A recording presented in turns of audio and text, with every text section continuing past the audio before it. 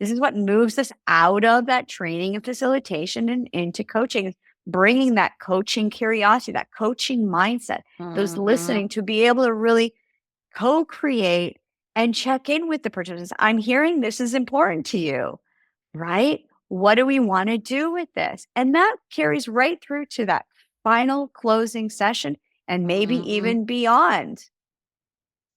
Hi, I'm Jennifer Britton, and welcome to the Coaching Money Podcast. I've been on a mission for the last 20 years to expand the coaching conversation to many. Along with my co-host, Evana, we're going to be exploring coaching as it relates to conversations, connection, and change in both personal and professional settings. Coaching Money is about creating empowering and thought-provoking spaces for conversation which strengthen relationships and enhance results. Throughout the Coaching Money podcast, we'll share tools, practices, and approaches to support you in your conversations, one dialogue at a time. It's time for another episode here at the Coaching Money podcast. I have to say, I'm really amazed at how this has created some laneways for coaches to really start digging into.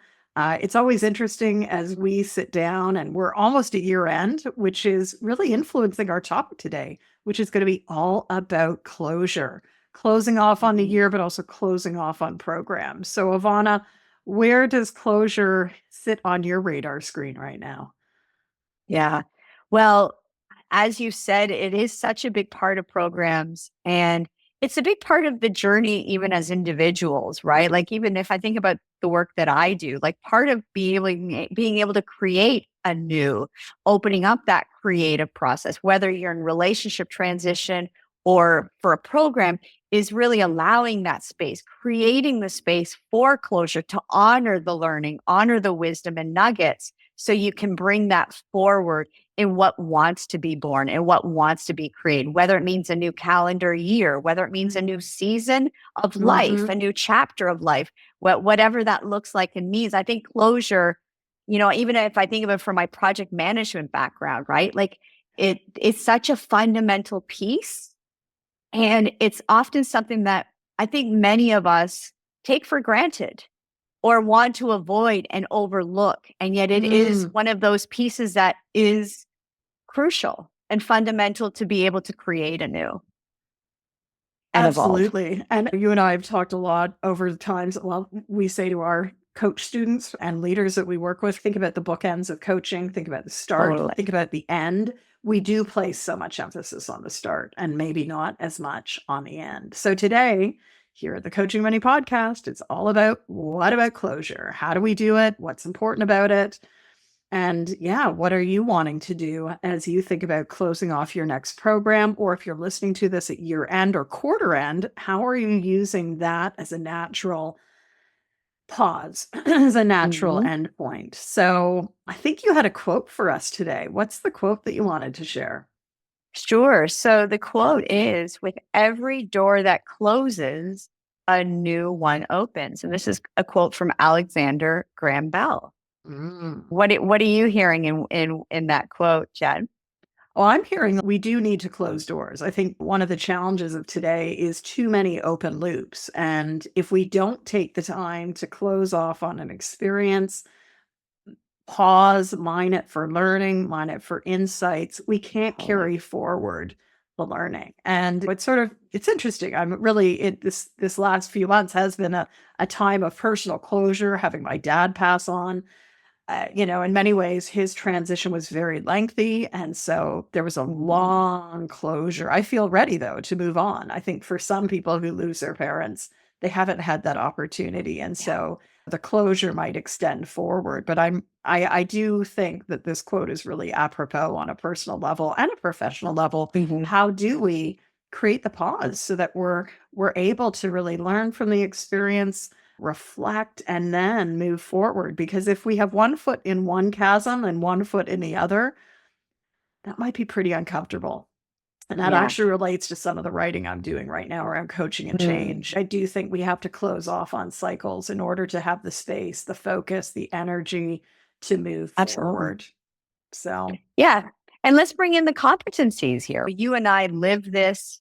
We support our clients with this, but this goes back to like core competencies. Number 8, facilitates client growth. We're talking about this. How do you close the session?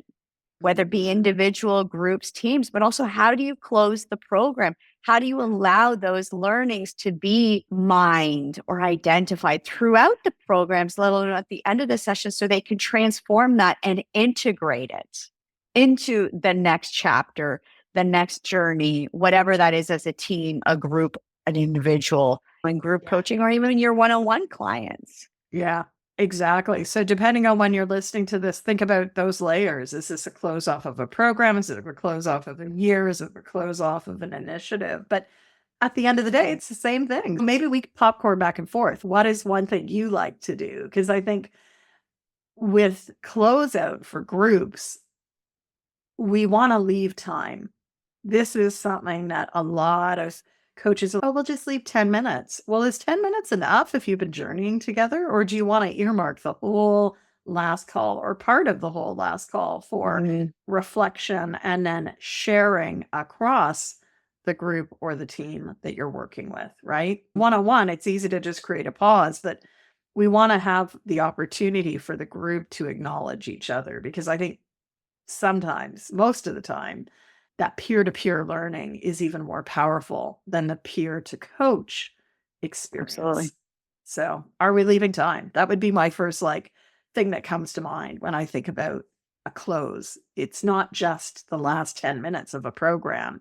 It may be the whole last day, the whole last week, right? There may be activities leading up to it to help people see how they've shifted from where they started to where they're ending. Absolutely. And depending on the focus of the program, if you use the wheel of life, right? Because part of what I think part of closure is creating that pause, like you said, but also allowing the participant in group coaching, in group programs, to really take a pause to acknowledge their growth, a moment of pause, even to celebrate. There's so many people that I work with that they just jump over it. I actually identify with that. I'm like, oh, yeah. Hold on. No, let's keep going. And it's like, no. Whoa, let's slow down, right? Let's allow, like, what was the richness? What were the wins? What was the transformation? Allowing that pause throughout the program, but also really creating that space in the final session. And again, I take a lot of this from the core compass. What are those wins? What do you want to celebrate?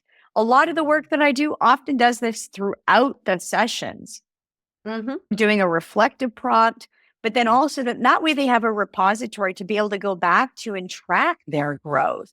And I'm going to pull the curtain back, as we often do in our programs. As a coach, you're also seeding what you've actually been able to support them in. So if there is another program that you want to offer, it's a natural, easy yes, because you've supported them to see what's actually has come through the journey with you as the group coach, as a group, that it can naturally seed and offer the next level, that they can bring these things into the next program that you're offering or they're taking on, if it's on their own. Yeah. And again, celebration. Are we celebrating? Are we pausing to look at what happened? What didn't happen? What are the habits I've developed? What are the things I've actually, like, the baggage that I'm going to be leaving behind? Because I think closure is closure. It's about thinking, this is a new chapter, or this is the end of a chapter. What do I need to really drop? Because today's world is not always about adding things. It's also about letting go. It's about depositing things and leaving them. And I think that is a different mindset, right? And growth mindset does not always mean amplification. It does mean simplification. And are we encouraging clients to ask about what is being left behind, not just what you're carrying forward? Which makes me think, and this is where I got sparked by that thinking, was actually the competencies. We want to help people look at what they can do, but also what might get in the way. And so, are we leaving time to look at that contrast of the plus and the negative, or the positive? Absolutely. Well, and having said that, Jen, part of that is when you actually create the space for people to see that, they also see, oftentimes participants can see themselves in a different way, like their self-concept. Actually, you're bringing light, you're creating the container and the space to bring light to that. But oftentimes without that space, that, that grounded labyrinth, that slow down to speed up, as you lovely identify this in the superpower quiz, without that space, oftentimes the richness is actually not even identified. Like these are the diamonds that we're actually part of our, part of our roles as group coaches, team coaches, is to allow that the diamonds in the rough to be exposed and have them choose which of these am I bringing forward and what needs to be left behind to support me in what I truly want, in where my goals are, in my vision. I'll just share in the work of relationship transition, a lot of women come charged and with guilt around, but I took vows and there was a betrayal and this and that. And part of that richness is actually, what are the vows you're making to yourself going forward? Yeah. This is actually something that's coming to light with the writing sprint that I'm doing with you, the writing challenge. So I'm exploring that. How do I bring that to life? But that is like that's at the essence of the vows you're making to yourself, the richness that you've gleaned from this experience. And what are the promises you're making to yourself, whether being your doing, but also your being? Absolutely. And with being, what comes to mind as well is the habits and practices, right? How are we shifting and how have we shifted in the process of a program? Or I think of some of the programs I'm going to be winding down in the next month. These groups have been together for a year. That's a long journey, and the journey does end. So yeah, how do we acknowledge where we were, where we are now, and how do we sustain the things that we want to keep going with? And I think that it is that sustaining, because coaching it's a partnership on the journey, but it needs to end at some point. And how do people now take this forward and carry it on in their work? So I'm looking at my journals, my app. I think there is also a piece after closure of the sustainment factor, and what even without the group being there, or teams do continue, but in a group, what are the elements? Do I want to stay connected? Do I earmark time to be focusing on this? Because the end of a group does not mean the end of a way of being or a series of practices that we engage with. And I think that's an intentional something. I think some people don't realize that when the container of the meeting space and time is gone, it's easy to just revert back, to bounce back to what you used to do. But is that what you want to do? So I leave that as an inquiry. But I want to just add, I think part of what you're saying around the habits and the new ways of being is that's part of what has to be mined. But also this is part of that whole piece of accountability. What does your accountability look like to sustain these, whether it be with peers in your group program, with another program, even with one-on-one, like whatever that looks like, or even you with you, or you accountable with your family. What are those structures? We're really talking about structure. So intentionality is key. What is your intention with this? But also then to support the sustainability of this, what are the structures and what is the accountability and your commitment to a new vision? Yeah. Or an integration of the vision. Because chances are they've been working on the vision, but now how do you make it happen? And I think sometimes we lose in that we lose or don't bridge. We don't bridge that from like, oh, I've made the vision. Now how do I execute the vision? And we really often can't do it alone. So what is that bridge that you're offering? And at least in a closeout of a program, it could be a question. What is going to help you be successful as you continue the journey forward? I think too that I just want to spotlight something else that I think naturally happens. I think there's a bit of a dip after a great experience and a great program. And so even just helping our clients acknowledge that you know what? We've had such a powerful time. People are maybe in like high intensity groups. They're going to think about that time window for weeks to come. Like, oh, it's Friday at whatever. I wish that I was with those folks. But, how do we maybe also have them use that emotional resonance to Mhm. anchor in their commitments to themselves. So to continue the journey, to continue, if it was a Friday at 12, maybe you now use that as time to anchor in your habits that you've wanted to integrate Mm. into your life. So lots of scope here. Again, I think many of the listeners, because this is probably coming in at year end, are have either closed off on programs or thinking about how do we close off on programs? And then what's the bridge to the next? Is there a next? Maybe there is, maybe there isn't.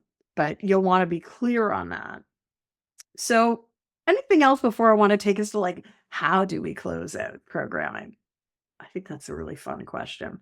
What do we do in Yeah, closure? I think I don't know what the inquiry is, but I would love to invite our listeners, even in the platform that you're listening to, like, what does that mean to you? What is the bridge to you in the close of your year, in the close of Mm, your programs? Let's share that. Like, share that in the comments of the platform you're using. Let's really expand the conversation here around this because it is really key in whatever stage phase of life, whether it be a program, a chapter, a season. yeah. And so share that with us in the comments. What is that? What does that bridge? What does that closure piece for you in what you're doing in your programs or in your conversations that really support that? Mm. And I think it's important. Again, we started this episode by saying a lot of us put so much emphasis on the start, but we don't necessarily Yeah. put emphasis on the end. So what do you do? Let's shift the gear now that we've got an inquiry. I would love actually for people to share in the social what they do, because I think we can get really creative on this. And again, we've touched on this notion of like, what's the structure? Is there something physical or digital that people leave with, whether it's, and I've seen lots of things over the years, whether it's used to do an exercise, even with my staff team, of like acknowledgements. And so we'd put a piece of Mm, paper on the wall with your name, and then everyone would write something nice about you and like something genuinely nice, which mm, again, people see us a different light than we sometimes see ourselves, especially when we finish a highly intensive experience, whether it's a program, whether it's a team event, we can revert back, right? It's like an elastic band. Unless we are continuing to lean into our growth, we will go back to our set point. That's mm, homeostasis. That's biological science 101. And so something like a structure of an acknowledgement piece that you can carry in your journal helps you maintain that growth edge, helps you continue to anchor the newness. And, yeah. the more we anchor it, the more that becomes our natural set point, if that makes sense. But it's interesting. Again, this fall has brought back very old connections, people who I haven't seen in years, who Mm, sort of surfaced when my dad passed. And then it made me think about, wow, I still have things like that I carry around from like 30 years ago that yes, I'm a different person and I'm still the core essence of who I am. And I think totally. so in programs or experiences that really help you find yourself, those things stick with you for not just weeks or years, but like decades. And Mhm, I have a little book behind me where it's maybe once a year, once every 2 years, I pull it out and look at some of those acknowledgement pieces of paper. mm, It's just a piece of paper, but it really takes me right back to the people and the conversations and the emotion of it mm, all. So what are we doing to create those moments for our clients? Are you having them share in a way? Because chances are, if it's a group, your group really gets to know each other. It's a team and a project team that's ending. We want to not only do the post-mortem, do the final sure. debrief of like what worked, what didn't work, but like what about the people on the team? Let's spend some time Mhm. sharing something that we really appreciated about the other, because truly we're always thinking about doing rather than acknowledging the relationship. Right, right. One of the things that I've done more and more is actually inviting people to create a reminder of some sort. So whether it be like, the word is not coming to me, you'll have it right away. It's like whether it be a rock or it be a mantra, what is that piece, that embodiment to really kind of help anchor you in moments of doubt as you're embarking Yeah. on your journey, or just kind of reinforce what is that symbol of the embodiment of who you are evolving into through this journey Mm, that you can carry forward with you. yeah. It's that piece to me that I think is also part of that sustainability in the evolution of who you are. And I love what you said. Like you said it yourself, like these pieces of paper reconnect you, but it's the essence of who you are. So to Yes. help people connect to that essence of who they are while they navigate Yeah. this next piece. Yeah, absolutely. And it's a structure, right? It's another form of a structure. So, what is the structure? Yeah, whether it's the rock or the model or the little, like it could be just a little trinket of some Mhm. sort, but it becomes that totem of like it's a Thank you. That's the reminder. word. Yeah, Yeah. the totem, for sure. So again, here are lots of ideas. I think there's also a reflective piece, sort of mention it quickly, but like, what have you learned? What worked well? What is it that you're leaving behind? What are you wanting to carry forward? And most importantly, like Hmm. what's shifted, right? So I think in lead up to a closeout session, we want to prime people for it. We want to ask them to Absolutely. do some this month, we're wrapping up on a lot of mentor coaching groups. So people do an assessment at the start of their skills, and then they need to look at it Mm-hmm. again. And seeing that shift from A to B, that's at the heart of coaching. And so, are we allowing people time to prep for that experience? Mm-hmm. Mm-hmm. Yeah, we touched on this. I mentioned it, like even the wheel of life. If you're doing an assessment at the start of a Yeah. program, like that, again, intentionality, depending on what your programs are, whether it be with a group or team, like what is that starting point that as a baseline, and then you can revisit at the end of the program. And yeah, just doing a reflective prompt. What has been the growth? What is that? What can you carry forward that would have the biggest impact that to Yes. fulfill your ongoing vision, whatever that is? And so it really also supports it's a structure that helps our participants see and witness their growth, but then that's not where it ends. How do we carry this forward? Like you said, what are we Mm-hmm. taking with us? What was left behind to fulfill this? Like whether it Mm-hmm. be limiting beliefs or Yes.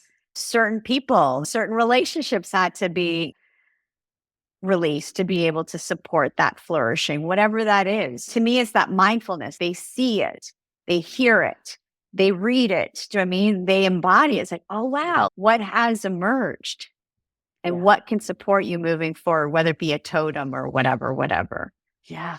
So again, leaving time, leaving space for people to note it, to anchor it, and to share it, because in the Yeah. sharing of it, we really learn, and that takes time. That takes time to close out. So another consideration, very practically, is how much time are you leaving? Are you leaving Mhm. the entire last session for closeout, reflection, integration, and sharing of the Mhm. ideas? I'm just looking at my list here. We talked a little bit before we sat down to record this just about bridges, right? Bridges seem to be Mhm. my metaphor of the fall of 2024. And I think there's some fun exercises. Actually, I might pull one up, which people listening might not be able to see. But for those that are watching on YouTube, you can actually see it. So I'm going to I do an exercise around bridges, and it's just a fun little exercise getting people to think about what is the bridge that they want to Mm. step into. Of course, I can't find it right now, so we won't do it in this episode. But I think if you even imagine that whole metaphor of bridge, what is important to you? And Mhm. what does it look like? What does it feel like? What's the energy you want to, evoke, invoke Mhm. around the bridge? Yeah. Because and I said it earlier, we don't want to leave one foot in one realm and the other foot in another. That's very uncomfortable. It can be very unsafe. Maybe we do it Totally. for a while, but at some point there will be closure. And so how do we I think there's a very fun way to sort of look at what's the bridge we want to create from where we are today to where we're going tomorrow. In a group, groups close. Groups may decide that Yep. they're going to sustain themselves. Even that, though, is a really interesting exercise. Think about the groups that you've been part of. Um, Mhm. and, Like, have you been able to continue that? And if so, for how long? How does it change? How does it transition? Not only over weeks, but months, years, decades. Yeah. Is there value in actually creating a clean close and saying, we have had this really special time together. It will never be the same again. And when we meet again, we will pick up. And I don't know, Yeah. that was really certainly part of my whole younger days as a youth, like as a someone working in the camp scene, someone working in youth leadership development. Like, we've got to close off. If we think that we're going to get back together again, possibly, very rarely. So why not just take the moment to really acknowledge everyone in the here and now? Because it Yeah. will never be the same again, ever. Yeah. Two things are coming to mind for me. One is like even like setting up the expectations, the agreements Mhm. at the onset of the program and being clear, especially in group programs, just like you said, what is the intention that you want from this group, from this conversation? Because they might say sustainability, Yeah. sustained conversations. And so that could be part of what you are co creating and co designing. But Mhm. as the group coach, it's super important that you be clear in what your role in that is Yes. from the Yes. onset. And Yes. so that way, if you do create a conversation forum beyond the classroom, as an Mhm. example, really setting that conversation forum up powerfully for the participants to realize this is your conversation forum and for you to really lead.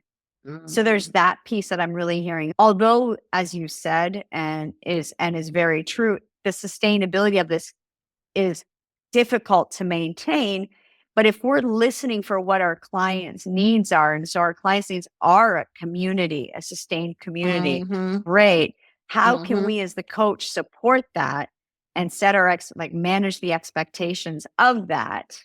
So that's one piece. And the other piece that I'm hearing is in the closing, is in that space of acknowledgement, is allowing that space of acknowledgement to really witness one another, like that validation. And this Mhm. is again at the close where I'm assuming that there is that container of trust, safety, and connection that can allows that to actually be able to be done in a way that's very powerful and impactful. So I just want to kind of share that. But again, these are little things that one can't assume. It's in that design piece, right? It's in the design of you in your programs, those bookends, the session, Mhm. but also like listening to what is actually wanted and needed from your particular cohort, which moves us again. And I'm going to say this because it keeps coming up in our own program. This is what moves us out of that training and facilitation and into coaching, bringing that coaching curiosity, that coaching mindset, those Mhm. listening to be able to really co-create and check in with the participants. I'm hearing this is important to you, right? What do we want to do with this? And that carries right through to that final closing session and maybe Mhm. even beyond. Love it. Well, all good things do come to a close, and our episode is going to be coming to a close in just a few minutes.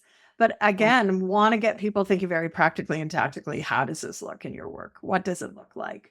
I want you to think about maybe this entire call and what are the practical three things that you can leave with?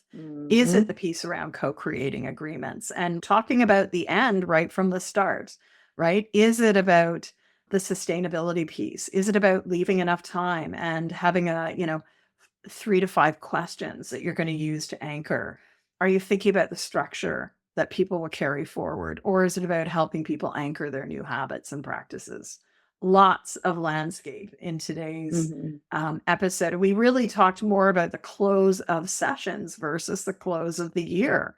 But as we go to the close of the year Mhm. of 2024, how do you wanna say what you're grateful for? And I would like to say I'm really grateful that we started this together a few months ago. It's well, maybe 6 months ago, but it's been a real fun journey to be able to come together and think about, yeah, what is it that we really do? And how do coaches really want to be amplifying and accelerating their work as coaches? Mhm. Because the world needs conversation spaces.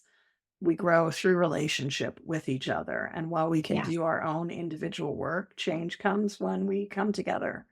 So thank you, Ivana, for coming together with Mm, me this year as we've brought forward our first season. And there's much more coming at the yeah. Coaching Many podcast. But I do, in the light of closure for the year, want to acknowledge that.